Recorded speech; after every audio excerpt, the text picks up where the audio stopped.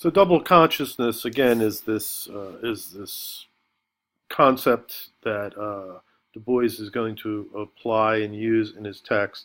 It's in the air in the 19th century. I think ultimately it sort of derives from the German philosopher Hegel and his ideas of the self and the other.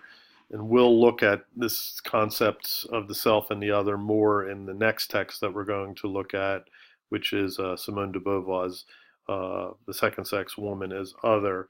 Um, so it's in the air. It's definitely got a Hegelian sort of aspect to it. It's also got a very um, he was influenced by his mentor at Harvard, where he got his doctorate, William James, um, who talked about this idea of consciousness and double consciousness as well.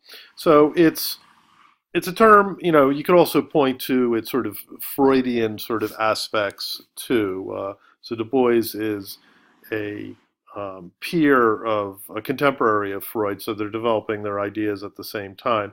But it's definitely this idea that there's something, within us on this historical level. It's dealing with the idea of trauma, right? Of something that has happened in our past. How do we deal with that, and how much does it affect us? And so Du Bois comes up with this idea of double consciousness, and specifically in terms of the African American experience and the 400 years of slavery, right? And so he is using this idea, right, to sort of say, this is what, is an operative type, aspect in identity. Um, and so what I think Nietzsche is good for, right, is, looking at how, Du Bois himself looks at double consciousness. So Du Bois doesn't see double consciousness, I don't think, as like a death sentence, as destiny, right? It's something that is constantly needs to be interpreted and mediated, and that's what he does in the Souls of Black Folk.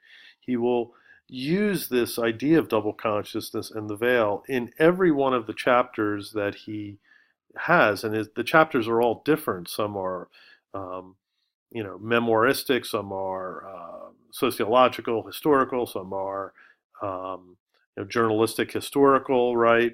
And so, in all these different forms, right, he is using this idea of double consciousness, and he's showing how it can be used not, in a negative way, but in a positive way.